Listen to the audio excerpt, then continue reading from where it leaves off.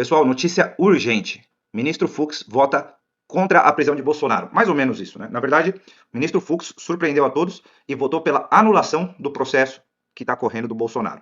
Eu não sou especialista em direito, não sou um jurista, não sou um advogado, mas o que eu tenho visto de conhecidos meus que são advogados falando sobre o voto do Fux, elogiando muito o embasamento técnico do voto do Fux e criticando o voto do Alexandre de Moraes e do Flávio Dino, demonstra a parcialidade do nosso judiciário. Uma das coisas que é engraçado e que um amigo meu advogado me falou foi que se lamenta de ter que comemorar um voto que é o básico da análise técnico-jurídica de um processo, ou seja, ele tem que ficar feliz porque um voto foi bem feito. E isso demonstra, né, a fragilidade do nosso judiciário e a parcialidade dos outros ministros que votaram a favor da prisão do Jair Bolsonaro. Agora, o Fux votou assim porque ele é bonzinho, porque ele é de direita, porque ele vai defender o Bolsonaro? Será? Eu não acho.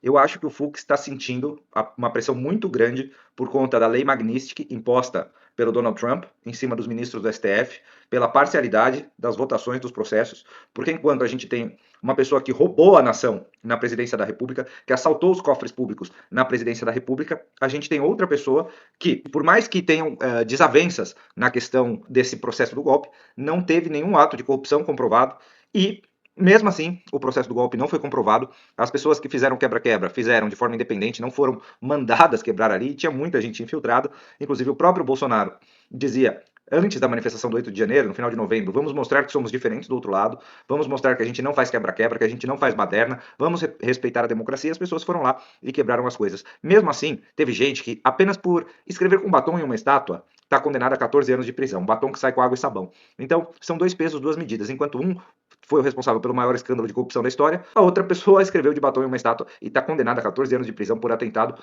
ao Estado Democrático de Direito. É muito claro, muito nítido, que esse é um juízo parcial, onde a própria vítima é o juiz.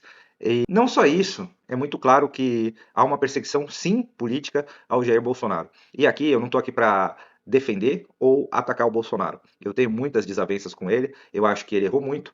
Uma das coisas que ele errou foi colocando o Augusto Aras na PGR, por exemplo, indicando alguns nomes que votaram, sim, pela soltura do Lula para o STF e apoiando até o Hugo Mota para a presidência da Câmara. O Hugo Mota que agora não quer pautar a anistia quando ele tinha o Marcel Van Hatten, que claramente era a favor da anistia e dependeria do Marcel Van Hatten colocar ali a votação da anistia dos presos do 8 de janeiro. Então, o voto do ministro Fux, que demonstra, na verdade, demonstra que o nosso STF já está perdido. Já é um tribunal totalmente parcial, um tribunal de exceção, um tribunal ditatorial, e demonstra que há sim uma perseguição aos opositores.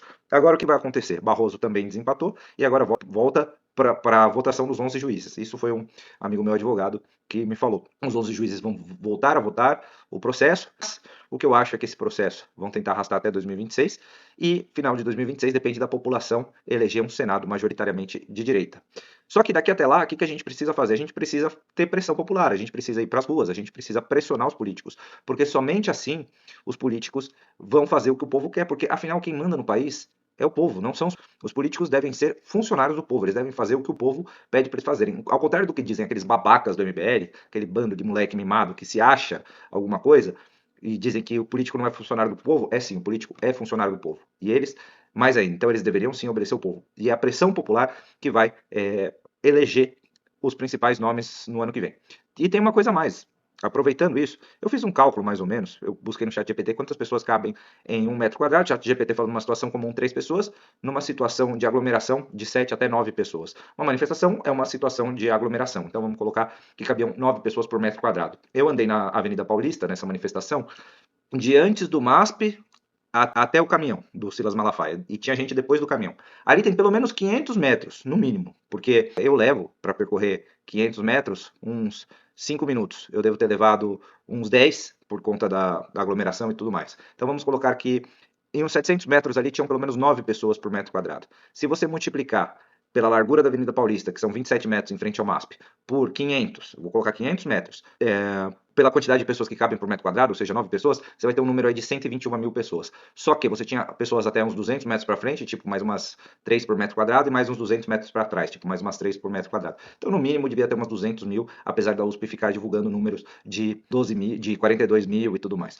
Além do que, eu perguntei para a Polícia Militar, ali na própria manifestação, e eles não divulgam oficialmente, mas eles informaram que deveria ter umas 150 mil, isso porque ainda não tinha lotado a rua. Então, no momento, isso era 1 da tarde, a manifestação começava às 3. Então, no momento do ápice da manifestação, provavelmente passava de 200 mil pessoas, mas a mídia nunca vai divulgar isso. Então, vamos compartilhar esse vídeo para que essa informação chegue a mais pessoas, a informação de como é feito o cálculo e tudo mais, beleza? Mas, 2026 é isso.